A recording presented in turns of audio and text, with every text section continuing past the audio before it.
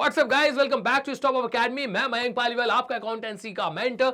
आज के इस वीडियो में बच्चों हम कंटिन्यू करेंगे प्रीवियस ईयर क्वेश्चन की series class 12 accountancy chapter number 3 accounting ratios. बच्चों प्रीवियस वीडियो में मैंने आप लोगों के लिए प्रीवियस ईयर क्वेश्चन में इस चैप्टर से 1 मार्क के जितने भी मल्टीपल चॉइस क्वेश्चन है, reason based, assumption based, fill in the blanks, very short type answer सारे के सारे आपको कवर करके दे दिए हैं। और आज बच्चों मैं आप लोगों के लिए लेकर आया हूं कि अकाउंटिंग रेशियो से 3 मार्क्स से 4 मार्क्स, मतलब 4 मार्क्स अभी हम लोग आगे डिस्कस करेंगे। 3 मार्क्स में अभी तक बच्चों कौन कौन से क्वेश्चन जो है पूछे गए। बेसिकली ये क्वेश्चन हो सकता है 2 मार्क्स के लिए भी पूछे गए हो, लेकिन चूंकि अब 2 मार्क्स के क्वेश्चन का मार्किंग स्कीम में हमारे पास कोई फॉर्मेट होता नहीं है, इसलिए बच्चों मैंने उसको 3 मार्क्स में आप लोगों के लिए अरेंज कर दिया है। तो क्वेश्चन नंबर 1 देख सकते हैं आप लोग। 2019 में क्वेश्चन पूछा गया था, a company had current assets of 3 lakh. एक कंपनी जिसके पास राइट नाउ करंट एसेट्स हैं 3 लाख के और इनकी करंट लायबिलिटीज 1,40,000 की। ये राइट नाउ इनकी पोजीशन है, करंट एसेट्स 3 लाख के और करंट लायबिलिटीज 1,40,000। आफ्टरवर्ड्स, इसके बाद it purchase goods worth ₹20,000 on credit. इन लोगों ने गुड्स परचेज कर लिए हैं क्रेडिट के। आपको ये बताना, क्रेडिट पे आपको ये बताना है कि गुड्स खरीदने के बाद इनका करंट रेशियो कितना हो जाएगा। तो बच्चों सॉल्व करने के लिए काम करते हैं, चलते हैं हम लोग अपने सीधे बोर्ड पे और यहाँ पे मैं आप लोगों के लिए क्वेश्चन नंबर 1 सॉल्व कर देता हूँ। तो ये वो क्वेश्चन में आप लोग देख सकते हैं कि हमारे पास करंट एसेट्स कितने के हैं, 3 लाख के। अब आपने बच्चों यहाँ पे गुड्स परचेज करे हैं 20,000 रुपीज से, तो इससे आपका स्टॉक क्या हो जाएगा, इंक्रीज होगा। स्टॉक इंक्रीज होगा तो इससे बच्चों आपके करंट एसेट्स भी इंक्रीज हो जाएंगे। तो आप लोग यहाँ पे लिखिए करंट एसेट्स आफ्टर परचेज। पहले हमारे पास करंट एसेट्स कितने के थे सर, 3 लाख रुपीस के। इसके बाद हमने कितने के स्टॉक परचेज करे सर, 20,000 के। तो हमारा जो करंट एसेट्स आफ्टर परचेज हो जाएगा वो हो जाएगा 3,20,000। बच्चों ये वीडियो सिर्फ देखना नहीं है, अपनी नोटबुक उठा लीजिए, अपनी पेन उठा लीजिए और मेरे साथ एक एक क्वेश्चन बच्चों आप लोग प्रैक्टिस करते चलिए इन द सिमिलर मैनर। अब यहाँ देखो बच्चों, आपकी करंट लायबिलिटी कितने की, 1,40,000 की, और गुड्स आपने खरीदे हैं क्रेडिट पे। तो अगर हम गुड्स क्रेडिट पे परचेज करते हैं तो इससे हमारे क्रेडिटर्स इंक्रीज हो जाते हैं, और क्रेडिटर्स इंक्रीज होते हैं तो हमारी करंट लायबिलिटीज भी इंक्रीज होती है। तो इस ट्रांजैक्शन का अगर मैं इफेक्ट बताऊं तो इससे आपके करंट एसेट्स भी इंक्रीज हो जाएंगे up to the extent of 20,000, as well as आपकी करंट लायबिलिटीज भी इंक्रीज हो जाएगी up to the extent of 20,000। तो यहां पे बच्चों अब आप लोग पता लगा लीजिए करंट लायबिलिटीज आफ्टर परचेज। फिलहाल हमारी करंट लायबिलिटीज कितने की है सर, 1,40,000 हमने गुड्स क्रेडिट पे परचेज करे, जिससे हमारी करंट लायबिलिटीज 20,000 से क्या हो गई, इंक्रीज हो गई। तो सर अब हमारी जो रिवाइज्ड करंट लायबिलिटीज वो है 1,60,000। निकाल लो बच्चों अपना current ratio equals to current assets upon current liabilities. Current assets हमारे पास कितने के हो चुके हैं सर, 3,20,000 के, और करंट लायबिलिटीज कितने की हो चुकी है सर, 1,60,000 की। रेशो हमारा आ जाएगा सर 2:1। एकदम क्लियर है बच्चों। तो यहाँ पे हमने क्वेश्चन नंबर 1 जो है अपना कंप्लीट कर लिया है। देखते हैं क्वेश्चन नंबर 2 में हमसे क्या बोला जा रहा है। क्वेश्चन नंबर 2 में आपसे बोला जा रहा है इंटरेस्ट कवरेज रेशियो का। ये बच्चों यहाँ पर क्वेश्चन है, from the following information calculate interest coverage ratio. Net profit after interest and tax हमको कितना गिवन है, 1,20,000। रेट ऑफ इनकम टैक्स कितना गिवन है सर, 40,000। 15% डिवेंचर्स है हमारे पास 1 लाख के, तो 1 लाख का 15%, इससे आपका इंटरेस्ट निकल कर आ जाएगा 15,000। और 12% मॉर्गेज लोन है बच्चों आपके पास 1 लाख रुपीज़ का। चलिए इस क्वेश्चन को भी बच्चों मैं आप लोगों के लिए यहाँ पर सॉल्व कर देता हूँ। तो सबसे पहले आपको क्या करना चाहिए, सबसे पहले यहाँ पे हम लोगों को profit before interest and tax बना लेना चाहिए। तो profit before interest and tax equals to क्या होता है, profit after tax multiplied by 100 divided by 100 minus tax rate. इसको बच्चों एक साथ सॉल्व किया जाता है और इसमें यहाँ पे ऐड कर दिया जाता है इंटरेस्ट। एकदम क्लियर। चलिए धीरे धीरे आगे चलते हैं। तो यहाँ पे हम लोग देख सकते हैं कि हमारा profit after interest and tax मतलब पैट कितना गिवन है, 1,20,000। तो यहाँ मैं मेंशन कर दूंगा 1,20,000 मल्टीप्लाइड बाय 100 डिवाइडेड बाय 100 में से बच्चों आपको टैक्स रेट माइनस करना पड़ेगा। 100 में से टैक्स रेट कितना है, 40% का, तो 100 में से आप लोग 40% माइनस कर दो तो कितना आ जाएगा, 60। इसको एक ब्रैकेट में डाल दीजिए। और अब बच्चों बारी है इंटरेस्ट की। इंटरेस्ट का बच्चों आपको यहाँ पे 2 बार कैलकुलेशन करना पड़ेगा, and the reason behind it कि हमारे पास in the form of non current liabilities debentures भी हैं 1 लाख के। इसका 15% निकाल लीजिए तो इंटरेस्ट कितना हो जाएगा, 15,000। इसके अलावा हमारे पास मॉर्गेज लोन भी है बच्चों कितने के, 1 लाख के, और 1 लाख का 12% अगर आप निकालेंगे तो कितना निकल कर आएगा, 12,000। तो यहाँ से 15,000 निकल कर आ रहा है, यहाँ से 12,000 निकल कर आ रहा है। दोनों को अगर मैं ऐड कर लूँ 15 + 12 तो ये कितना हो जाएगा सर, ये हो जाएगा 15 + 12 27,000। तो हमारे पास इंटरेस्ट कितने का है, 27,000 का। आगे चलते हैं बच्चों। अब एक काम करिए कि यहां पर इसको सॉल्व कर लूं तो ये निकल कर आएगा 2 लाख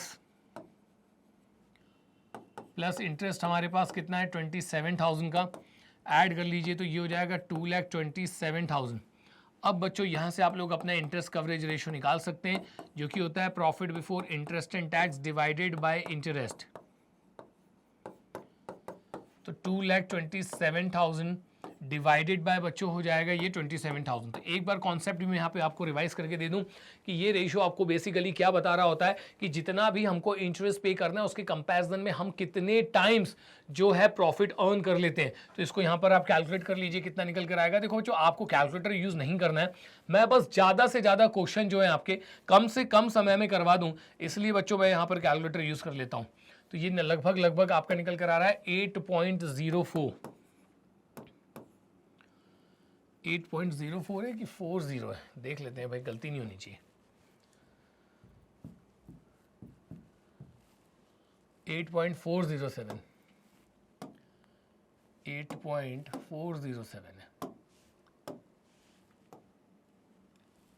चलिए तो यहाँ बच्चों क्वेश्चन नंबर 2 भी हमने कंप्लीट कर लिया है। आगे चलते हैं और नेक्स्ट क्वेश्चन में देखते हैं हमसे क्या पूछा जा रहा है। बहुत इंपॉर्टेंट है बच्चों ये पर्टिकुलर वीडियो आप लोगों के लिए, क्योंकि इसमें मैंने पूरा स्लाइड्स में देखी है। आगे जो भी क्वेश्चंस हैं वो हमारे लिए प्रीवियस ईयर क्वेश्चंस, तो ऑब्वियसली बात है मैं तो पहले से देख लूंगा। यहाँ पर आपसे बोला जा रहा है what is meant by profitability ratios. क्या होते हैं प्रॉफिटेबिलिटी रेशियोज? सर आपने डिटेल लेक्चर में बहुत अच्छे से बता दिया था कि रेशियोज 4 टाइप के होते हैं। सबसे पहला होता है लिक्विडिटी, उसके बाद होता है सॉल्वेंसी, उसके बाद होता है activity and turnover ratio, and last में होता है sir profitability ratio. Why profitability ratios are measured? तो profitability ratios are measured to check the earning capacity of the business. आपकी अर्निंग कैपेसिटी क्या है ये चेक करने के लिए प्रॉफिटेबिलिटी रेशियोज जो है बच्चों वो कैलकुलेट किए जाते हैं। तो आप देख सकते हैं कि profitability ratios measure the profitability of A business.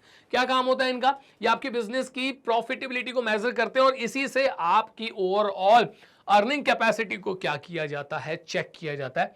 तो ये बहुत शॉर्ट आंसर था यहाँ पर। तो profitability ratios help in assessing the overall efficiency of the business. भाई अल्टीमेटली बिजनेस चलाया ही क्यों जाता है? प्रॉफिट अर्न करने के लिए। तो ये चेक करने के लिए प्रॉफिटेबिलिटी रेशियोज, अलग अलग टाइप के प्रॉफिट्स होते हैं, सबका अलग अलग ऑब्जेक्टिव होता है।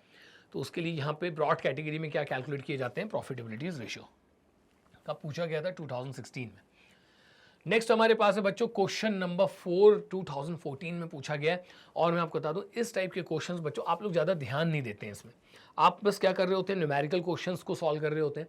और इस टाइप के जो क्वेश्चंस है ना, जैसे मैंने पढ़ के ही अंदाजा लगा लिया कि हमें यहाँ पे क्विक रेशियो गिवन है कितना 2:1, और ये जो 2 ट्रांजेक्शन्स गिवन है, इन ट्रांजेक्शन की मदद से हमको यहाँ पे ये बताना है कि इन ट्रांजेक्शन की हैपनिंग से हमारा रेशियो पहले के कंपेरिजन में इंक्रीज होगा, डिक्रीज होगा, या फिर उसमें किसी भी तरीके का कोई भी चेंज नहीं होगा। इस तरीके के क्वेश्चन पे कमांड बनाइए। मैं बिल्कुल श्योर हूँ कि इस बार के एग्जाम में बच्चों इस टाइप का क्वेश्चन आएगा ही आएगा। पिछली बार भी आया था, इस बार भी आएगा। तो क्वेश्चन नंबर 4 पे हम लोग पहुंच गए। Let's start. क्वेश्चन नंबर 4 पहले हम लोग रीड करेंगे। The current ratio of Y limited is 2:1। State with reason कि इन ट्रांजेक्शन्स की हैपनिंग से रेशियो इंक्रीज होगा, डिक्रीज होगा, या फिर कोई भी चेंज नहीं होगा। इसका तरीका बच्चों मैं आपको डिटेल्ड वीडियो में बता चुका हूँ कि यहाँ पर जो मुझे है करेंट रेशियो गिवन है कितना है 2:1। तो मैं क्या मान के चलूंगा, मतलब एजम्पशन लेना पड़ता है कि हमारे जो करंट एसेट्स हैं वो कितने के होंगे 2 लाख रुपीज़ के, और हमारी जो करंट लाइबिलिटीज़ हैं वो कितने की होगी 1 लाख रुपीज़ के। आप कोई भी बच्चों XYZ फिगर जो है वो अज्यूम कर सकते हैं, जरूरी नहीं कि 2 लाख और 1 लाख हो, बट ऐसे फिगर्स लीजिएगा जिनसे कैलकुलेशन आपका आसान हो। On the other hand relationship उनके बीच में 2:1 की होनी चाहिए। आप चाहिए तो बच्चों यहाँ पे 1 लाख और 50,000 ले लो, आप चाहो तो यहाँ पे 10 लाख और 5 लाख भी ले सकते हो। आप कोई भी वैल्यूज ले लो, बस उनके बीच का जो रिलेशनशिप है वो कितना होना चाहिए 2:1 का ही होना चाहिए। तो यहाँ देखते हैं बच्चों ए ऑप्शन में हमसे क्या बोला जा रहा है। तो यहाँ ऑप्शन ए में आपसे बोला जा रहा है कि ट्रेड रिसीवेबल्स जिनके अंदर डेटर्स थे 40,000 के विच एवर रिसीव्ड, और जिनको हमने रिसीव कर लिया है कैश में। यहाँ देखेंगे बच्चों कि हमारे पास जो करंट एसेट्स हैं वो फिलहाल कितने के हैं 2 लाख। अब क्वेश्चन आपसे बोल रहा है कि आपने अपने डेटर्स से क्या रिसीव कर लिया है, कैश रिसीव कर लिया है। तो कोई भी एक XYZ वैल्यू ले लो, से 50,000। तो जैसे ही आप डेटर से 50,000 लोगे, 50,000 से आपका करंट एसेट्स क्या हो जाएगा, इंक्रीज हो जाएगा। 50,000 से आपका करंट एसेट्स क्या हो जाएगा, इंक्रीज हो जाएगा। लेकिन बच्चों डेटर नाम का करंट एसेट्स भी 50,000 से डिक्रीज हो जाएगा। तो आप देखेंगे कि अल्टीमेटली हमारे करंट एसेट्स में किसी भी तरीके का कोई चेंज नहीं आ रहा है। ऑन द वन हैंड हमारा करंट एसेट इंक्रीज हो रहा है up to the extent of 50,000, तो उतने ही इस ट्रांजैक्शन से करंट एसेट्स भी कम हो रहा है। तो यहाँ पर आपके करंट एसेट्स में कोई भी चेंज नहीं आएगा और करंट लायबिलिटीज भी बच्चों अभी भी वैसी की वैसी रहेंगी। तो आपका रेशो जो है वो भी 2:1 ही रहेगा। मतलब इसका जो आंसर निकल कर आएगा बच्चों वो आपको लिखना है नो चेंज। आपका जो आंसर है बच्चों वो आपको क्या लिखना है, नो चेंज। इसके अलावा बच्चों इसमें ना रीजंस भी लिखने पड़ते हैं कि भाई हमारा रेशो क्यों चेंज नहीं हुआ। तो हम लोग यहाँ पे लिखेंगे कि there is no change in current assets and current liabilities. Current assets and current liabilities में किसी भी तरीके का कोई भी चेंज नहीं हो रहा है। या आप और डिटेल में लिखना चाहें तो आप ये भी बता दीजिए कि इस ट्रांजेक्शन से क्या हो रहा है कि ऑन द वन हैंड हमारे करंट एसेट्स इंक्रीज हो रहे हैं लेकिन उतने ही अमाउंट से हमारी करंट एसेट डिक्रीज भी हो रहे हैं and there is no change in current liabilities, that's why ratio क्या रहेगा, नो चेंज। तो बच्चों ये इसका आंसर है यहाँ पे, ठीक है। अब मैं आता हूं बच्चों इसके बी वाले ऑप्शन में और इसमें देख लेते हैं क्या हो रहा है। यहां आपसे कह रहे हैं कि company purchase furniture of ₹45,000, the vendor was paid by issue of equity shares of ₹10 each. आपने क्या खरीदा है बच्चों, फर्नीचर परचेज किया है। फर्नीचर कौन सा एसेट होता है, नॉन करंट एसेट होता है और जिससे भी आपने फर्नीचर खरीदा है उसको अपनी ही कंपनी की क्या दे दिए, आपने शेयर्स दे दिए।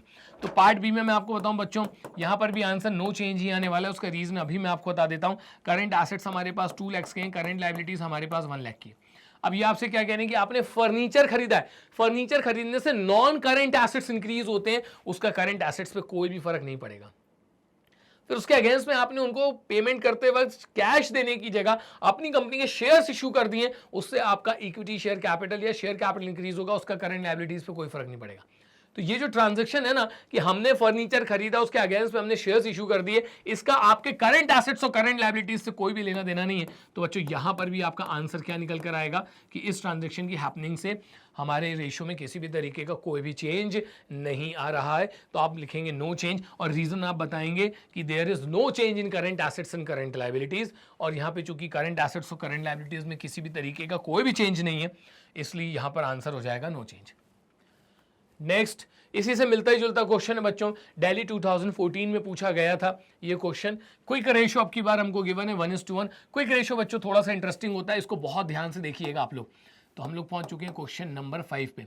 क्विक रेशियो, क्विक रेशियो को बच्चों आपको पता है बहुत अच्छे से लिक्विड रेशियो भी बोला जाता है और यहां पर ये हमको गिवन है 1:1। ये बच्चों सबसे ज्यादा गलती करवाता है स्टूडेंट से। अब ध्यान रहे आपको कि यहां पर इसके हिसाब से हमारे जो लिक्विड एसेट्स हैं वो भी कितने के होने चाहिए, 1 लाख के, और जो हमारी करंट लायबिलिटीज है वो भी कितने की होनी चाहिए, 1 लाख की। ध्यान देने वाली बात ये है बच्चों यहाँ पर कि जो आपके लिक्विड एसेट्स आते हैं वो आते हैं current assets minus inventory minus prepaid expenses और माइनस एडवांस टैक्स से। कॉन्सेप्ट समझिएगा, कॉन्सेप्ट पकड़िएगा। आपके जो लिक्विड एसेट्स हैं उसके लिए हमें करंट एसेट्स में से एक तो इन्वेंट्री माइनस करना पड़ता है, प्रीपेड एक्सपेंसेस माइनस करना पड़ता है और एडवांस टैक्स माइनस करना पड़ता है। इसका मतलब लिक्विड एसेट्स के अंदर ना तो इन्वेंट्री होती है, ना ही प्रीपेड एक्सपेंसेस होते हैं, ना ही एडवांस टैक्स होता है। तो ऐसा कोई सा भी ट्रांजैक्शन जिसके कारण इन्वेंट्री, प्रीपेड एक्सपेंसेस और एडवांस टैक्स में चेंजेस आएगा ना, उसका लिक्विड एसेट्स से कोई लेना देना नहीं है, क्योंकि लिक्विड एसेट्स के अंदर इन्वेंट्री नहीं आती है। सपोज आपने गुड्स परचेज करे हैं कैश में, तो इससे आपके गुड्स क्या हो जाएंगे, इंक्रीज हो जाएंगे। ये वाला इफेक्ट नहीं लिया जाएगा, लेकिन जो कैश पे कर रहे हो आप, चूंकि कैश अपने आप में लिक्विड एसेट होता है, इस इफेक्ट को कंसीडर किया जाएगा। तो इन शॉर्ट याद रखना बच्चों आप लोग कि इन 3 आइटम में से कोई भी चेंज होएगा तो उसका लिक्विड एसेट पे कोई फर्क नहीं पड़ने वाला है। चलो यहाँ देख लेते हैं ऑप्शन ए में हमसे क्या बोला जा रहा है। ये कह रहे हैं आपका included in the trade payables, trade payables अपने आप में करंट लायबिलिटीज होती है। वाज ए बिल्स पेबल, उसके अंदर एक बिल्स पेबल था कितने का, 3000 का, which was met on maturity, जिसका मैच्योरिटी पे क्या हो गया है, पेमेंट हो गया। ध्यान देना बच्चों अब यहाँ पे, ठीक है। तो फिलहाल हमारे पास लिक्विड एसेट्स कितने के हैं सर, 1 लाख रुपीस के, और हमारे पास सर करंट लायबिलिटीज भी कितने की, 1 लाख रुपीस की। क्वेश्चन में हमसे क्या बोला जा रहा है कि आपने अपने बिल्स पेबल का 3000 का क्या कर दिया, पेमेंट कर दिया। तो बिल्स पेबल अपने आप में क्या होती है, बोलिए, करंट लायबिलिटीज। जैसे ही आप उसका पेमेंट कर दोगे आपकी करंट लायबिलिटीज कम हो जाएगी। अब इसका पेमेंट होगा कहां से? कैश। कैश किसका पार्ट होता है? लिक्विड एसिड का। तो यहां से भी आपके 3000 रुपीज का जो लिक्विड एसिड है वो भी क्या हो जाएगा? कम हो जाएगा। आप देख सकते हैं अभी भी आपके लिक्विड एसिड्स और लिक्विड लाइबिलिटीज उतने ही हैं और इसका रेशियो 1:1 ही आएगा। और बच्चों हमारा आंसर हो जाएगा नो चेंज। और रीजन आपको लिखना है कि there is no change in liquid assets and current liabilities. इस ट्रांजैक्शन से आपके लिक्विड एसेट्स और करंट लायबिलिटीज में किसी तरीके का कोई भी चेंज नहीं आ रहा है, इसीलिए बच्चों हमारा यहाँ पे आंसर जो है वो है नो चेंज। अगले उस पर आते हैं। डिवेंचर्स हैं आपके 50,000 के, वर कन्वर्टेड इनटू इक्विटी शेयर्स। वाह वाह वाह, क्या बात है। देखते ही पता चल जाएगा कि आंसर क्या है, नो चेंज। क्यों? डिवेंचर्स को आपने कन्वर्ट कर दिया इक्विटी शेयर्स में। डिवेंचर्स आपके लिए होती हैं बच्चों नॉन करेंट लायबिलिटीज और इक्विटी आपके लिए होता है शेयर होल्डर्स फंड। यहां हम इक्विटी और डिवेंचर्स की बात कर रहे हैं क्या? आप मुझे बताइए, डिवेंचर्स को कन्वर्ट कर दिया इक्विटी शेयर्स में, कहां है नॉन करेंट लायबिलिटी? कहीं नहीं है। कहां है शेयर होल्डर फंड? कहीं नहीं है। तो उसमें चेंज आएगा, इससे आपका लिक्विड एसेट्स और करंट लायबिलिटीज में कोई चेंज नहीं आएगा। रीजन बच्चों आप लोग क्या लिखेंगे? There is no change in current assets and current liabilities. तो ये क्वेश्चन भी बच्चों हमने कवर कर लिया है। आगे चलते हैं, नेक्स्ट क्वेश्चन में देखते हैं हमारे पास क्या है। क्वेश्चन नंबर 5 के क्वेश्चन नंबर 6 में यहाँ पे आपसे बोला जा रहा है calculate the current ratio and debt to equity ratio from the following information. आपको यहाँ पर जो है कैलकुलेट करके दिखाना है बच्चों करंट रेशियो और इसके साथ साथ डेट रेशियो। हम क्वेश्चन रीड कर लेते हैं। हमारे पास नॉन करंट एसेट्स गिवन है कितने के? 16 लाख रुपीस के। करंट एसेट्स गिवन है कितने के? 4 लाख रुपीस के। वर्किंग कैपिटल हमको गिवन है 2 लाख रुपीस का और नॉन करंट लायबिलिटीज गिवन है 12 लाख की। इन्हीं वेरिएबल्स की मदद से बच्चों हम लोगों को क्या कैलकुलेट करके दिखाना होगा? करंट रेशियो और डेट टू इक्विटी रेशियो। तो बहुत सिंपल है बच्चों, एक एक करके हम लोग यहां पर समझ लेते हैं इसको। सबसे पहले अपन क्या करेंगे? करंट रेशियो निकालने के लिए अपने माइंड में तुरंत घोड़े दौड़ा दो और वहां से पता लगाइए कि करंट रेशियो निकालने के लिए करंट एसेट्स और करंट लायबिलिटीज चाहिए होते हैं। करंट एसेट्स मुझे गिवन है। रही बात करंट लायबिलिटीज की, तो with the help of working capital on current assets we can calculate current liabilities. चलो भैया हो जाओ तैयार। तो ये रहा आपका क्वेश्चन नंबर 6। इसमें पहला केस मैं आप लोगों के लिए सॉल्व कर रहा हूँ करंट रेशियो वाला। तो उसके लिए बच्चों क्वेश्चन के अंदर करंट एसेट्स जो है वो मुझे ऑलरेडी गिवन है कितने? 4 लाख रुपीज के। देखो ये इट्स ऑल अबाउट प्रैक्टिस। मैं आऊं यहाँ पे 10 मिनट में पूरा सूंचा करके चैप्टर खत्म कर दूं, ऐसा पॉसिबल ही नहीं। इस तरीके से ऐसी गद्दा हमारी करनी पड़ती है, एक एक क्वेश्चन प्रैक्टिस करना पड़ता है, तब जाके बच्चों स्कोर होता है। पास होना तो बहुत आसान है लेकिन स्कोर करना डिफिकल्ट है, याद रखिएगा।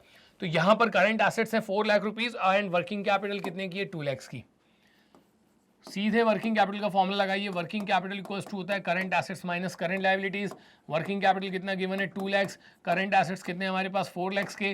करंट लायबिलिटीज पता नहीं, वही तो निकालना है। तो एक काम करो भाई, ट्रांसपोजिशन कर दो। ये माइनस वाला यहाँ पे आके प्लस हो गया, ये प्लस वाला जाके वहाँ पे माइनस हो जाएगा। तो ये हो जाएगा आपका 4 लाख माइनस 2 लाख।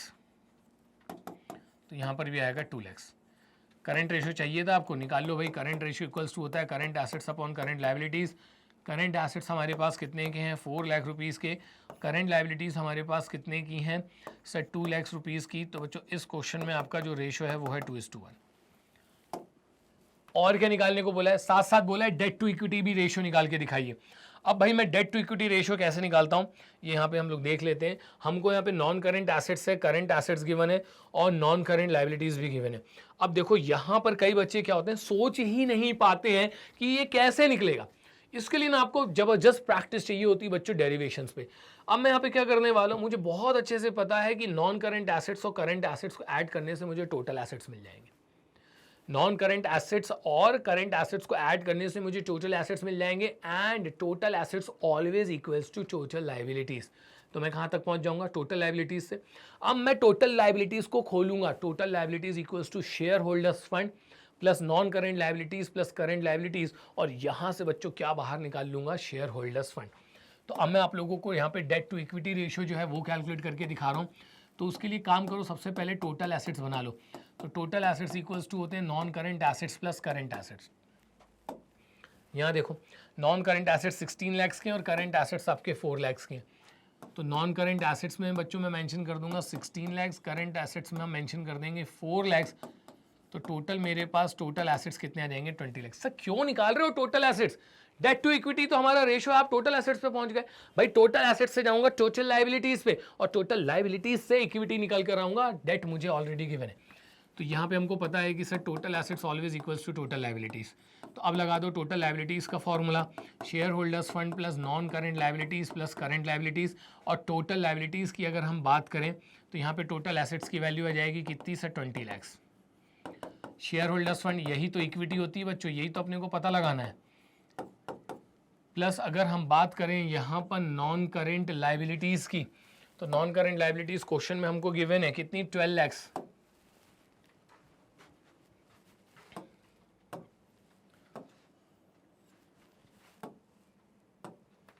तो यहाँ लिखो बच्चों 12 लाख। करेंट लाइबिलिटीज ये हमने पता लगाई थी, यहाँ देखो कितने की हैं 2 लाख की। लीजिए आपका इक्विटी आ गया है, कर दीजिए ट्रांसपोजिशन। तो इक्विटी इक्वल्स टू हो जाएगा 20 लाख माइनस 14 लाख 6 लाख। लगा दो भाई debt to equity ratio.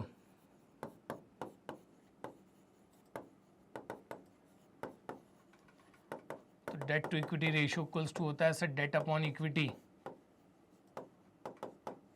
Date बच्चों हमेशा नॉन करेंट लाइबिलिटीज़ को ही बोला जाता है। डेट में आपको हमेशा नॉन करेंट लाइबिलिटीज़ लेना है। कितने की हैं सर 12 लाख की, डिवाइडेड बाय इक्विटी हमारी कितने की आई है सर 6 लाख रुपीज़ की। तो बच्चों इससे हमारा ये जो डेट टू इक्विटी रेशियो ये भी 2:1 ही आएगा, यहाँ पर ये भी 2:1 आएगा। तो बच्चों प्रीवियस ईयर क्वेश्चन सॉल्व करने से ना आइडिया लग जाता है कि किस पैटर्न के क्वेश्चंस जो है वो एग्जाम हॉल में हमसे पूछे जा चुके हैं और आगे भी पूछे जाएंगे। बढ़ते हैं बच्चों अगले क्वेश्चन की तरफ, देखते हैं क्वेश्चन नंबर 7 में हमसे क्या बोला जा रहा है। From the following information determine opening inventory and closing inventory। Definitely बच्चों यहाँ पर इन्वेंट्री टर्नओवर रेशियो गिवन होना चाहिए। यहाँ देखेंगे इन्वेंट्री टर्नओवर रेशियो गिवन है कितना 5 टाइम्स।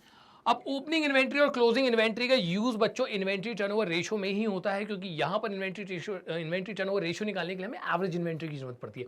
लेकिन क्वेश्चन उल्टा सॉल्व करना पड़ेगा। यहाँ पे ओपनिंग इन्वेंट्री और क्लोजिंग इन्वेंट्री हमें निकाल के दिखाना है। इन्वेंट्री टर्नओवर रेशियो हमको ऑलरेडी गिवन है कितना 5 टाइम्स। रेवेन्यू फ्रॉम ऑपरेशंस मतलब सेल्स हमको गिवन है 8 लाख रुपीज का। जीपी रेशियो हमको गिवन है 25%। और आगे आपसे बोला जा रहा है closing inventory was 20,000 more than the opening inventory. तो ये सारी की सारी इंफॉर्मेशन गिवन है। क्या स्टेप्स यूज करने वाला हूं मैं यहाँ पे। सबसे पहले बच्चों inventory turnover ratio equals to होता है cost of goods sold divided by average inventory. तो मैं क्या करूंगा, with the help of sales and GP ratio we will calculate COGS. Then हम इन्वेंट्री टर्नओवर रेशियो के फॉर्मूले को यूज करेंगे और इन्वेंट्री टर्नओवर रेशियो सीओजीएस की मदद से निकाल लूंगा मैं एवरेज इन्वेंट्री। और एवरेज इन्वेंट्री को खोलूंगा बच्चों, उसके बाद मुझे पता चल जाएगा कि ओपनिंग इन्वेंट्री और क्लोजिंग इन्वेंट्री कितनी है। तो बिल्कुल स्टेप बाय स्टेप हमको यहाँ पे चलना है। तो क्वेश्चन नंबर 7 तक हम लोग पहुंच चुके हैं बच्चों। यहां पर हमको क्या करना है सर, सबसे पहले ना आप यहां पे सीओजीएस निकालिए। तो सीओजीएस इक्वल्स टू होता है बच्चों सेल्स माइनस ग्रॉस प्रॉफिट। अब क्वेश्चन में देख लो हमको यहाँ पे क्या क्या गिवन है। सर क्वेश्चन में हमको यहाँ पे गिवन है revenue from operation 8 lakh rupees का। तो यहाँ पे सेल्स में डाल दीजिए आप लोग कितना 8 लाख। अब आपको ये देखना पड़ेगा कि जीपी किसके ऊपर डिपेंडेंट है। GP ratio 25%। 25% of what.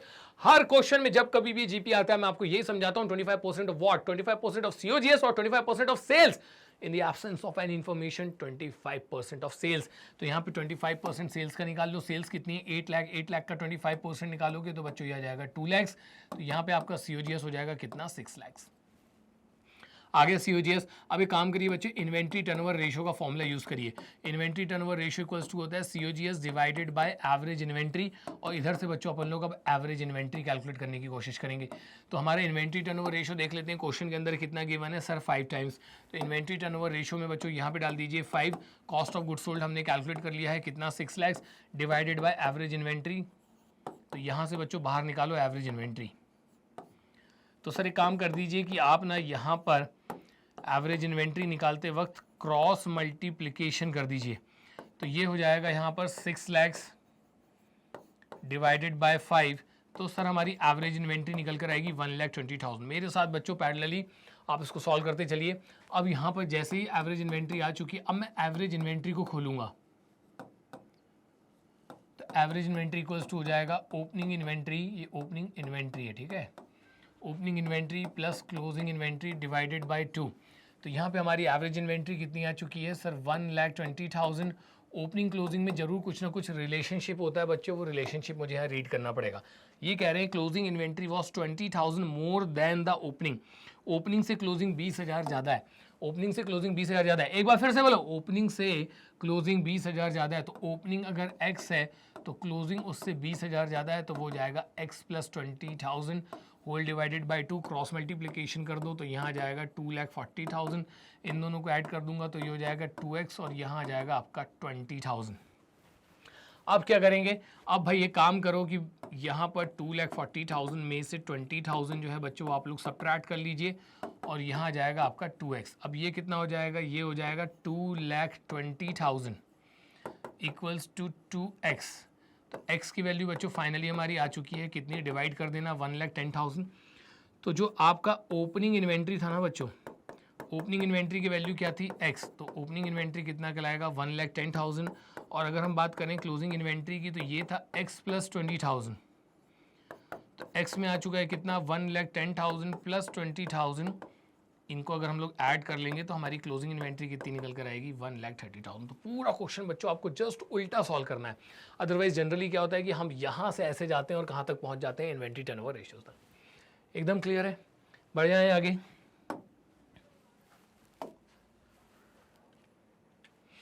Next है आपके पास 3 मार्क्स क्वेश्चन में।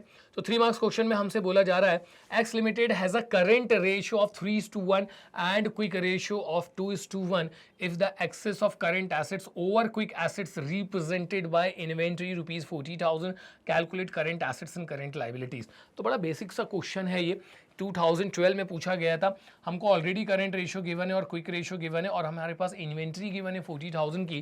क्वेश्चन में आपसे बोला जा रहा है कि करंट एसेट्स और करंट लाइबिलिटीज कैलकुलेट करके दिखाइए। तो बच्चों अब हम आ चुके हैं अपने क्वेश्चन नंबर 8 पे। यहाँ गिवन क्या है सर, यहाँ पे ना हमको गिवन है करंट रेशो। करंट रेशो कितना गिवन है 3:1। एक काम करता हूँ मैं सब यहीं उठा लेता हूँ। इसके बाद हमको गिवन है सर यहाँ पे quick ratio. Quick ratio given है सर 2:1 और 2:1 के बाद सर हमको यहाँ पे इन्वेंट्री गिवन है शायद 20,000 रुपीज़ की या 40 की। कितने की है सर 40,000 रुपीज़ की। अपने को यहाँ पर करंट एसेट्स और करंट लाइबिलिटीज़ कैलकुलेट करके दिखानी है। ये सब आप मत लिखेंगे है ना, ये सब आप मत लिखिएगा, बार बार हमको क्या करनी पड़ती है, शफल करना पड़ता है, तो इसलिए मैंने यहाँ पे कर दिया है। अब एक काम करते हैं बच्चों, मैंने आपको कई बार बताया कि जब कभी भी हमको करंट रेशियो गिवन होता है ना और करंट एसेट्स और करंट लाइबिलिटीज़ में दोनों में से कुछ भी गिवन नहीं होता है तो आपको हमेशा करंट लाइबिलिटीज़ को एक्स ले लेना चाहिए। तो यहाँ पे आ जाएगा let the current liability be x. अब एक काम करिए, करंट रेशियो का फॉर्मूला लगा दीजिए, ये होता है current assets upon current liabilities. यहाँ पे आ जाएगा बच्चों कितना 3/1। करंट एसेट्स पता लगाने हैं, करंट लाइबिलिटीज़ को x ले लिया है तो बच्चों क्रॉस मल्टीप्लिकेशन कर दो तो करंट एसेट्स आ जाएगा 3x। इतना क्लियर। क्वेश्चन में अब और क्या गिवन है सर, अपने को क्वेश्चन में गिवन है क्विक रेशियो जिसका फॉर्मूला होता है क्विक एसेट्स और liquid assets upon current liabilities. Quick ratio में बच्चों यहाँ लिख दीजिए 2, क्विक एसेट्स या लिक्विड एसेट्स सर वो तो पता लगाने हैं, डिवाइडेड बाय करंट लाइबिलिटीज़ के लो x। तो बच्चों यहाँ पे आप क्रॉस मल्टीप्लिकेशन करोगे तो लिक्विड एसेट्स कितना आ जाएगा 2x। इतना क्लियर। अब एक काम करिए बच्चों, लिक्विड एसेट्स का फॉर्मूला लगा दीजिए। तो लिक्विड एसेट्स इक्वल्स टू होता है sir current assets minus inventory. Liquid assets हमारे कितने आए सर 2x, करंट एसेट्स कितना आया था बच्चों सर 3x, माइनस इन्वेंट्री कितनी गिवन है सर 40,000। ट्रांसपोजिशन करो, ये यहाँ पे आके पॉजिटिव हो जाएगा और 3x में से ये यहाँ जाके नेगेटिव हो जाएगा। तो 40,000 इक्वल्स टू सर आएगा हमारे पास x। तो मतलब बच्चों x की वैल्यू आ चुकी है तो आपकी वैल्यू आ चुकी है करंट लाइबिलिटीज़ की। ठीक है, तो x हमारे लिए क्या था, करंट लाइबिलिटीज़ था। अब इसी से अपन करंट एसेट्स पता लगा लेंगे। यहाँ देखो अपन ने करंट एसेट्स को कितना लेके रखा है सर 3x। तो ये हो जाएगा बच्चों आप लोगों के लिए 3 मल्टीप्लाइड बाय x का वैल्यू कितना है 40,000 तो सर 1,20,000। एकदम क्लियर। तो बहुत ही सिंपल सा क्वेश्चन था बच्चों। यहाँ पे अपन लोग आगे चलते हैं, अगले क्वेश्चन की तरफ देखते हैं इसमें क्या है। इसी टाइप का क्वेश्चन है ये भी बच्चों, बिल्कुल इसी टाइप का क्वेश्चन है। करंट रेशियो हमको गिवन है 3.5:1, क्विक रेशियो हमको गिवन है 2:1। If the excess of the current assets over quick assets are represented by inventory is rupees 1,50,000। Current assets और करंट लायबिलिटीज़ कैलकुलेट करके दिखानी है। तो बच्चों ये क्वेश्चन आप लोग खुद से करिएगा और कमेंट बॉक्स में जाके इसका आंसर मुझे बताइएगा कितना आ रहा है। अगर सही होगा तो मैं वहाँ पे आपको रिवर्ट करूँगा। तो अगले क्वेश्चन की तरफ चलते हैं क्योंकि बिल्कुल एक ही जैसे क्वेश्चन थे। नेक्स्ट क्वेश्चन 2011 में आ चुका है ये रेशो का। On the basis of following information आपको यहाँ पे डेट टू इक्विटी रेशो निकाल के दिखाना है। इसके अलावा वर्किंग कैपिटल टर्नओवर रेशो भी निकाल के दिखाना है। तो यहाँ पे पहले मैं देख लूँ इसमें और भी इन्फॉर्मेशन है कि हाँ जी, यहाँ पे हम देखें क्या क्या है हमारे पास। सर रेवेन्यू फ्रॉम ऑपरेशंस मतलब सेल्स हमको गिवन है, cost of revenue operations COGS given है 45 लाख का, अदर करेंट एसेट्स गिवन है हमको 11 लाख रुपीस के, करंट लाइबिलिटीज हमें गिवन है 4 लाख। ध्यान रखना ये अदर है, मतलब ये पूरे नहीं है। यहाँ पर इसके अलावा पेड अप शेयर कैपिटल है मेरे पास 6 लाख रुपीस का, 6% डिबेंचर्स हैं 3 लाख रुपीस के, 9% का लोन है 1 लाख रुपीस का, डिबेंचर रिडेम्पशन रिजर्व है 2 लाख का, और क्लोजिंग इन्वेंट्री गिवन है 1 लाख। आई गेस इसके आगे कोई इन्फॉर्मेशन नहीं है। तो मुझे यहाँ सबसे पहले निकाल के दिखाना है आप लोगों को बच्चों डेट टू इक्विटी रेशो। आराम आराम से चलते हैं, हम लोग पहुंच चुके हैं सर क्वेश्चन नंबर 10 पे। पहले मुझे क्या निकालना है बच्चों, डेट टू इक्विटी रेशो। तो मेरे दिमाग में घोड़े दौड़ेंगे और कहाँ पहुंच जाएंगे, डेट और इक्विटी पे, और वो मुझे बताएंगे कि भाई जो डेट होता है वो होता है नॉन करंट लाइबिलिटीज़, और जो इक्विटी होता है वो होता है शेयर होल्डर्स फंड। तो एक काम करो, पहले बनाएंगे डेट। यहाँ पे आपको कुछ भी डेट का दिख रहा है क्या सर? यहाँ पे तो ना रेवेन्यू फ्रॉम ऑपरेशन डेट की कैटेगरी में आता है, भाई डेट बोले तो नॉन करंट लाइबिलिटी, COGS भी नहीं है, करंट एसेट्स भी नहीं है, करंट लाइबिलिटीज़ भी नहीं है। आपके लिए डेट जो बनेंगे ना वो यहाँ से बनेंगे, क्योंकि यहाँ पर देखो आप डिबेंचर भी गिवन है, डिबेंचर रिडम्पशन रिजर्व है, ये दोनों अलग अलग चीज़ होते हैं, ठीक है। तो डिबेंचर्स और लोन उठा लो तो आपका डेट तैयार हो जाएगा। तो डिबेंचर्स कितने के हैं, 3 लाख के, और लोन कितने का है, 1 लाख रुपीज़ का। तो मुझे चाहिए डेट जो कि अपने आप में होती है नॉन करंट लाइबिलिटीज़। क्वेश्चन मैंने आपको बहुत डिटेल में बता दिया है कि डेट टू इक्विटी के लिए डेट का यहाँ पर कोई भी वेरिएबल नहीं है। यहाँ डेट में हमारे पास डिबेंचर्स और लोन है 3 लाख और 1 लाख के।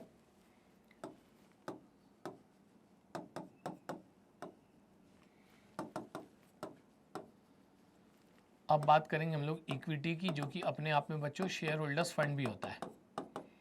तो यहाँ पे हम लोग देख लेते हैं पेड अप शेयर कैपिटल कितने का है, 6 लाख, ये इक्विटी का पार्ट होता है।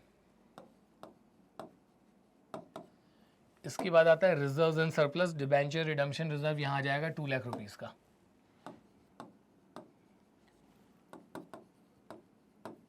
तो बहुत सिंपल था ये।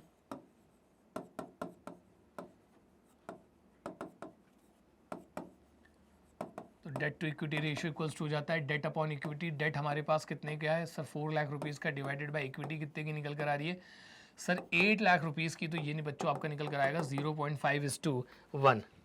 आगे चलते हैं। यहाँ पर इसके अलावा ठीक है, ये सारे आइटम मैंने कवर कर लिए। क्लोजिंग इन्वेंट्री रखा है यहाँ पे 1 लाख रुपीज़ का। यहाँ चाहिए अब इनको वर्किंग कैपिटल टर्नओवर रेशो। ठीक है, इनको वर्किंग कैपिटल टर्नओवर रेशो निकाल के दिखा देते हैं। यहाँ से कंप्लीट है, क्लोजिंग इन्वेंट्री 1 लाख की, याद रखना। ठीक है, चलिए। तो वर्किंग कैपिटल टर्नओवर रेशियो जो होता है सर वो निकलता है सेल्स और COGS, लेकिन हमेशा प्रायोरिटी किसको देनी होती है, प्रायोरिटी देनी होती है बच्चों आप लोगों को सेल्स को। तो यहाँ पर एक काम करिए, सबसे पहले वर्किंग कैपिटल निकालने के लिए अदर करंट एसेट्स और इन्वेंट्री इसको मैं ऐड कर लेता हूँ, तो मेरे पास जो है वो टोटल करंट एसेट्स आ जाएंगे। बी पार्ट सॉल्व कर रहा हूँ मैं इसका। तो पहले मैं बना रहा हूँ करंट एसेट्स, मेरे पास अदर करंट एसेट्स हैं 11 लाख रुपीज़ के, और मेरे पास क्लोजिंग इन्वेंट्री 1 लाख की। मेरे पास टोटल करंट एसेट्स हो गए बच्चों 12 लाख रुपीज़ के। रही बात करंट लाइबिलिटीज़ की, तो वो क्वेश्चन में ऑलरेडी गिवन है, तो सीधे वर्किंग कैपिटल इक्वल्स टू होता है current assets minus current liabilities. Current assets कितने के हैं सर, 12 लाख रुपीज़ के। करंट लाइबिलिटीज़ एक बार फिर से चेक कर लेते हैं। करंट लाइबिलिटीज़ है 4 लाख रुपीज़ की, तो यहाँ लिखो 4 लाख। सर आपका वर्किंग कैपिटल आ चुका है 8 लाख का। लगा दो भाई formula, working capital turnover ratio equals to होता है sales divided by working capital. COGS से भी बन सकता है, अगर COGS ही गिवन है और सेल्स बनाने का कोई तरीका ही नहीं है तो COGS से बन सकता है। तो वर्किंग कैपिटल टर्नओवर रेशियो में सेल्स हमारे पास गिवन है कितने की सर, 60 लाख रुपीज़ की, डिवाइडेड बाय इसमें हमारा वर्किंग कैपिटल कितना निकल कर आया सर, 8 लाख रुपीज़। सॉल्व कर लो बच्चों, इसको कितना निकल कर आएगा, ये सीधा सीधा डिविजिबल है वैसे तो शायद।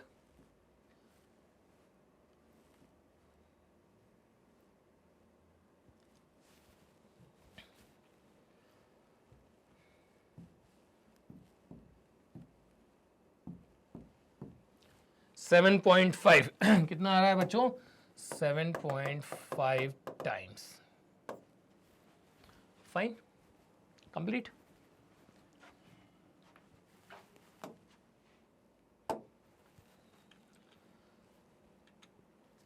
Next question, question number 11। और आपको पता है कि इस टाइप के क्वेश्चंस मुझे बहुत ज्यादा पता है। इनने तो बोला है एनी फोर, ये इंप्रूव रिड्यूस नो चेंज वाले क्वेश्चन है अपने फेवरेट, तो इन्होंने तो बोला है एनी फोर, लेकिन बच्चों हम तो जो है वो पूरे करने वाले हैं।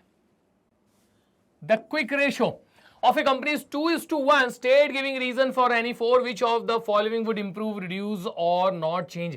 तो अच्छा, जैसे कि आपको पता है कि इस टाइप के क्वेश्चंस को कैसे सॉल्व किया जाता है कि हमारे पास जो फिलहाल रेशो है, क्विक रेशो जिसको लिक्विड रेशो भी बोला जाता है, वो कितना है 2:1।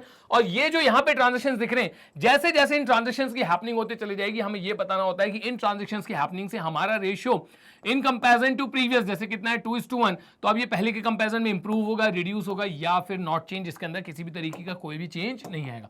तो चलिए बच्चों, एक एक करके मैं आप लोगों को यहां पर जो है समझा देता हूं और इससे आपको आइडिया लग जाएगा कि इन क्वेश्चंस को किस तरीके से सॉल्व करते हैं। तो चलते हैं अपन लोग बच्चों अपने क्वेश्चन नंबर 11 की तरफ। तो यहां हम देखेंगे बच्चों, सबसे पहले क्वेश्चन के अंदर आप देखो कि आपको क्विक रेशो कितना गिवन है, आपको यहां पर क्विक रेशो कितना गिवन है वो आप मेंशन कर लीजिए। तो क्विक रेशो जिसको लिक्विड रेशो भी बोला जाता है सर, ये यहां पर गिवन है 2:1। रीड कर लीजिए एक बार, तो कितना रेशियो गिवन है सर 2:1। अब बच्चों अपन क्या करेंगे कि हम लोग यहाँ पे अज्यूम कर लेंगे कि हमारे जो लिक्विड एसेट्स हैं वो कितने के रहे होंगे सर, हमारे लिक्विड रेशियो रहे होंगे 2 लाख रुपीज़ के, और हमारी जो करंट लाइबिलिटीज़ है वो करंट लाइबिलिटीज़ रही होगी 1 लाख रुपीज़ की। जैसा कि मैं आपको इस टाइप के क्वेश्चन सॉल्व करते वक्त हर वक्त बताता हूँ कि आप कोई से भी फिगर्स जो है उनको एज्यूम कर सकते हैं, बस उनके बीच का रेशियो जो होना चाहिए वो 2:1 होना चाहिए। आप चाहिए तो 20,000 और 10,000 ले लीजिए, आप चाहे तो 50,000 और 25,000 ले लीजिए, 1 लाख या 50,000 ले लीजिए, बस हर बार उनके बीच का रेशियो कितना होना चाहिए 2:1। अब बच्चों एक चीज मैं आपको बता दूं कि लिक्विड एसिड जो होता है इसकी खासियत होती है कि लिक्विड एसिड्स बनाया कैसे जाता है सर, लिक्विड एसिड बनाया जाता है current assets minus inventory minus prepaid expenses और माइनस एडवांस टैक्स से। तो एक चीज याद रखना बच्चों कि लिक्विड एसिड्स में इन्वेंट्री प्रीपेड एक्सपेंसेस और एडवांस टैक्स नहीं आते हैं। तो ऐसा कोई सा भी ट्रांजैक्शन जिससे आपके इन्वेंट्री में चेंजेस आ रहा है, प्रीपेड एक्सपेंसेस में चेंजेस आ रहा है और एडवांस टैक्स में चेंजेस आ रहा है, उसका चेंज आपको लिक्विड एसिड के अंदर नहीं दिखाना है, क्योंकि वो इसके अंदर कंसिडर नहीं किए जाते हैं। अब एक एक करके देख लेते हैं बच्चों, यहाँ पे केस 1 में हमको क्या गिवन है तो ये रहा। तो यहाँ पे काम करिए, पहले हमारे लिक्विड एसेट्स लिख दीजिए कि राइट नाउ लिक्विड एसेट्स कितने के हैं सर 2 लाख रुपीस के, और करंट लायबिलिटीज हमारे पास कितने की है सर 1 लाख की। अब हम ट्रांजैक्शन को रीड करेंगे और रीड करने के बाद हम समझेंगे कि इस पर्टिकुलर ट्रांजैक्शन की हैपनिंग से हमारे रेशियो में कोई चेंज आएगा कि नहीं आएगा। तो ये आपसे कह रहे हैं purchase of machinery for cash, आपने एक मशीन परचेज करी है जिसके अगेंस्ट में आपने कैश पे किया, इफेक्ट निकालना सीखिए। मशीन परचेज करोगे तो इससे आपके नॉन करंट एसेट्स क्या हो जाएंगे, इंक्रीज हो जाएंगे। अब आप मुझे बताओ कि are we discussing non current assets here, क्या यहां पे हमारा नॉन करंट एसेट से कोई लेना देना है? No sir. तो मशीन जो इंक्रीज हो रही है उसका इफेक्ट हम यहां नहीं दिखाएंगे।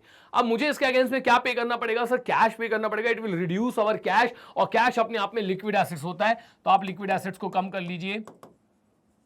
आप कोई भी वैल्यू ले सकते हैं, यहां पर मैंने 50,000 लिया, आप कोई भी वैल्यू से कम कर दीजिएगा। तो यहां पर मशीन इंक्रीज हो रही है, तो यहां पे मशीन इंक्रीज होना लिक्विड एसेट पे कोई फर्क नहीं करेगा, करंट लायबिलिटीज पे कोई फर्क नहीं करेगा। लेकिन जब उस मशीनरी के अगेंस्ट में लोग पेमेंट करेंगे तो इससे हमारा जो कैश है पहले कंपेरिजन रिड्यूस हो जाएगा। तो जो अब इस ट्रांजेक्शन की हैपनिंग से ऐसा हो रहा है कि हमारे जो एसेट्स हैं, लिक्विड एसेट्स हैं, वो 2 लाख से कम होकर कितने के हो गए? 1,50,000 के। अब एक काम करिए, अब आप अपना रिवाइज रेशो कैलकुलेट कर लीजिए। तो यहां आ जाएगा आपका liquid assets upon current liabilities. Liquid assets हमारे रिवाइज है 1,50,000 के, करंट लायबिलिटीज है बच्चों हमारे पास यहाँ पे 1 लाख की, तो हमारा जो रेशियो है वो है जाएगा 1.5:1। और बच्चों आपका जो एग्जैक्ट आंसर अब यहाँ पे बनने वाला है, पहले हमारा रेशियो कितना था 2:1, अब कितना हो जाएगा 1.5:1। तो आपका जो आंसर बनेगा वो बनेगा बच्चों रिड्यूस। और यहाँ पे आप लोग रीजन में क्या लिख कर आएंगे कि there is decrease in liquid assets but no change in current liabilities. क्योंकि इस ट्रांजैक्शन की हैपनिंग से हमारा लिक्विड एसेट डिक्रीज हो रहा है लेकिन करंट लायबिलिटी में कोई भी चेंज नहीं है, इसलिए हमारा रेशियो पहले के कंपैरिजन में क्या हो गया बच्चों? रिड्यूस हो गया। तो एक चीज मैं आपको बता दूं, यहां से लेके यहां तक के ये जितने भी कैलकुलेशन है ये आपको नहीं दिखानी है, आपको मैं सिर्फ और सिर्फ समझाने के लिए बता रहा हूं। अगले उस पे चलते हैं बच्चों, नेक्स्ट ट्रांजैक्शन में देखते हैं हमारे पास क्या है। यहां पे आपसे बोला जा रहा है परचेज गुड्स ऑन क्रेडिट। तो आप बहुत अच्छे से समझा चुका हूं मैं आप लोगों को। लिक्विड एसेट्स हमारे पास कितने के हैं? 2 लाख रुपीस के, और हमारी जो करंट लायबिलिटीज है बच्चों वो कितने की है? 1 लाख रुपीस की। ट्रांजैक्शन अभी मैंने आप लोगों के लिए रीड किया, परचेज गुड्स ऑन क्रेडिट। आप लोग यहाँ पे गुड्स परचेज कर रहे हैं क्रेडिट पे। गुड्स परचेज करने से आपकी इन्वेंट्री इंक्रीज होगी, और जब मैं यहाँ पे आपको समझा रहा था कि लिक्विड एसेट्स में इन्वेंट्री नहीं आती है, तो अगर इन्वेंट्री इंक्रीज हो रही है तो उसके इफेक्ट को हमको नहीं दिखाना है। लेकिन ये जो गुड्स परचेज किए जा रहे हैं, ये कैसे परचेज किए जा रहे हैं? क्रेडिट पे। तो इससे हमारी जो करंट लायबिलिटी है वो पहले के कंपैरिजन में बच्चों इंक्रीज हो जाएगी, और अब आपकी जो रिवाइज्ड करंट लायबिलिटी वो कितनी हो जाएगी? 2 लाख। तो यहाँ पे बच्चों आपका ये जो ट्रांजेक्शन है purchase of goods on credit, इसकी क्या खासियत है कि इससे बच्चों यहां पर हमारे लिक्विड एसेट्स में कोई भी चेंजेस नहीं आ रहे हैं, लेकिन करंट लायबिलिटीज जो है पहले कंपैरिजन में इंक्रीज हो रही है। तो बच्चों अब आप अपना रिवाइज लिक्विड रेशियो निकाल लीजिए। तो हमारे जो लिक्विड एसेट्स हैं वो अभी भी कितने के हैं, 2 लाख के, और आपकी जो करंट लायबिलिटी वो भी इंक्रीज हो गई, अब कितने की हो गई, 2 लाख की। तो रेशियो हमारा हो गया बच्चों 1:1। तो यहाँ पे आपका जो सजेस्टेड इसका आंसर है वो क्या बनेगा, रिड्यूस। आपको क्या लिखना पड़ेगा, रिड्यूस। और अब की बार बच्चों आप लोग रीजन क्या लिखेंगे, अब की बार सर हम रीजन लिखेंगे कि there is no change in liquid assets but there is a decrease in current liabilities. क्योंकि यहां पर हमारे लिक्विड एसेट्स में किसी भी तरीके का कोई भी चेंज नहीं है, लेकिन चूंकि करंट लाइबिलिटीज कम हो रही है इसलिए हमारा रेशियो 2.1 से रिड्यूस होकर कितना हो गया है, 1:1। नेक्स्ट बच्चों हमारे पास क्या है, sale of furniture at cost. अब आपने क्या बेचा है, फर्नीचर बेचा है, ठीक है। कैसे बेचा है आपने, फर्नीचर बेचा है कैश में, sale of furniture at cost. तो जब आप बच्चों फर्नीचर बेचेंगे, फर्नीचर बेचने से आपके नॉन करंट एसेट्स क्या हो जाएंगे सर, कम हो जाएंगे। आपके नॉन करंट एसेट्स क्या हो जाएंगे, कम हो जाएंगे। तो नॉन करंट एसेट्स का बच्चों यहां पर कोई भी फर्क हमको नहीं दिखाना है। चलिए, तो आपने अपने फर्नीचर बेच दिए कॉस्ट पे, फर्नीचर बेचने से आपके नॉन करंट एसेट्स कम हो जाएंगे, उसके अगेंस्ट में क्या आएगा, कैश आएगा। तो बच्चों अगर आपके अगेंस्ट में, उसके अगेंस्ट में कैश आएगा तो अब आपके लिक्विड एसेट्स कितने के हो जाएंगे सर, ये इंक्रीज हो जाएंगे। आप कोई भी वैल्यू प्लस कर दीजिए, उससे कोई फर्क नहीं पड़ता। अब आप एक काम करिए, अपने यहाँ पे रिवाइज जो है लिक्विड रेशो कैलकुलेट कर लीजिए। तो सर इस ट्रांजेक्शन की हैपनिंग से हमारे लिक्विड एसेट्स इंक्रीज हो गए और करंट लायबिलिटी में कोई भी चेंज नहीं आया, तो सर रेशो हमारा हो जाएगा यहाँ पर इंप्रूव। और रीजन हम लोग क्या लिख कर आएंगे सर, रीजन हम लोग लिख कर आएंगे कि there is an increase in liquid assets and no change in current liabilities. Next आता हूं बच्चों मैं यहाँ पे आपके अगले ट्रांजेक्शन पे। अगले ट्रांजेक्शन में आपसे बोला जा रहा है sale of goods at a profit. तो आप लोग गुड्स बेच रहे हैं यहाँ पे बच्चों प्रॉफिट पे, ठीक है। तो यहाँ पे लिक्विड एसेट्स हमारे कितने के हैं सर, अभी 2 लाख रुपीज़ के हैं। इसके अलावा हमारे पास जो करंट लायबिलिटीज है वो कितने की है सर, 1 लाख रुपीज़ की। अब सेल ऑफ गुड्स, आप यहाँ पे गुड्स बेच रहे हैं किस पे, प्रॉफिट पे।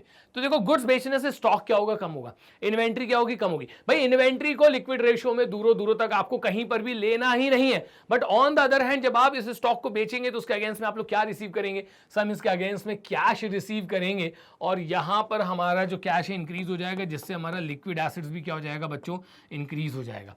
तो सेम ये सिचुएशन बन रही है, तो रेशियो पहले के कंपैरिजन में क्या हो जाएगा, इंप्रूव हो जाएगा। और बच्चों आप लोग रीजन क्या लिख कर आएंगे कि there is an increase in liquid assets but no change in current liabilities. और बच्चों यहाँ पे हम इसका जो लास्ट ऑप्शन है वो और देख लेते हैं। लास्ट ऑप्शन में आपसे बोला जा रहा है कैश रिसीव्ड फ्रॉम डेटर्स। इसको समझो बच्चों, कैश रिसीव्ड फ्रॉम डेटर्स मतलब डेटर्स जो है ऐसे लोग होते हैं जिनसे हमें कैश लेना है, उनने हमें कैश दे दिया, तो डेटर्स नाम के लिक्विड एसेट्स क्या हो जाएंगे, कम हो जाएंगे। But on the other hand आपका कैश नाम का लिक्विड एसेट क्या हो जाएगा, इंक्रीज हो जाएगा। तो उतने से लिक्विड एसेट कम हो रहे हैं, उतने से लिक्विड एसेट बढ़ रहे हैं, तो लिक्विड एसेट में किसी भी तरीके का कोई भी चेंज नहीं है। और इस पर्टिकुलर ट्रांजैक्शन से करंट लायबिलिटीज में तो कुछ भी नहीं हो रहा है, तो बच्चों आपके लिक्विड एसेट्स भी उतने की हैं, आपकी जो करंट लायबिलिटीज हैं वो भी उतने की हैं, तो हम यहाँ लिख देंगे नो चेंज। मतलब इस पर्टिकुलर ट्रांजैक्शन की हैपनिंग से हमारे रेशो में किसी भी तरीके का कोई भी फर्क नहीं पड़ेगा। और आप लोग वहां पे रीजन क्या लिखेंगे, there is no change in liquid assets as well as in current liabilities. एकदम क्लियर बच्चों। तो यहाँ पर हम लोगों ने ये क्वेश्चन भी आप लोगों के लिए कंप्लीट कर दिया है। चलते हैं बच्चों अपने नेक्स्ट क्वेश्चन की तरफ और देखते हैं उसके अंदर क्या है। मेरे ख्याल से एक आधी क्वेश्चन और बचा होगा, ज़्यादा नहीं बचे हैं हमारे पास। इसके बाद बच्चों मैं आप लोगों के लिए 4 मार्क्स की सीरीज़ लेकर आ रहा हूँ। तो 4 मार्क्स में अभी तक कौन कौन से क्वेश्चन पूछे गए इन सब पे हम लोग कंप्लीट डिस्कशन यहाँ पे करने वाले हैं। इस क्वेश्चन में आपसे क्या बोला जा रहा है, इस क्वेश्चन में आपसे बोला जा रहा है assuming that the debt equity ratio 2:1। तो हमको अब की बात डेट और इक्विटी रेशियो के ऊपर डिस्कशन करना होगा। State giving reason whether this ratio would increase, decrease और remain unchange in the following cases. और आपका यहां पर बच्चों है purchase of fixed assets on a credit of 2 months, purchase of fixed assets on long term deferred payment basis, issue of new shares, issue of bonus shares, sale of fixed asset at a loss of 3000। तो बच्चों ये question जो है मैं चाहता हूं कि आप लोग खुद से अटेम्प्ट करिए और आप लोग कमेंट सेक्शन में जाइए और कमेंट सेक्शन में जाके इनके जो भी आंसर्स आपने निकाले हैं वो सारे के सारे आंसर वहां पे आप लोग मेंशन करिए। अगर आपका कोई भी आंसर गलत होगा तो बच्चों मैं पर्सनली उसमें आपकी हेल्प करूंगा और ये क्वेश्चन आपके लिए छोड़ रहा हूं मैं, सो डेट आप इस क्वेश्चन से खुद से भी प्रैक्टिस करके ये चीज़ देख सकें कि where you are standing right now. तो यहाँ बच्चों 3 मार्क्स से related previous year question accounting equation chapter से हमने कंप्लीट कर लिए और अब हम डिस्कस करने वाले हैं आने वाले वीडियोस में आपके previous year questions accounting ratio से फॉर 4 मार्क्स। इसके अलावा बच्चों हम लोग इसके बाद स्टार्ट करेंगे कैश फ्लो स्टेटमेंट, और इसी तरीके से एक एक चैप्टर का detail video, multiple choice question, reason assertion, previous year question, ये सब का सब आपके लिए रहेगा, क्योंकि जैसा कि मेरा कमिटमेंट इज अब की बार की आपकी तैयारी है हमारी जिम्मेदारी। थैंक्स फॉर वॉचिंग बच्चों, मिलते हैं अगले वीडियो में। जय हिंद।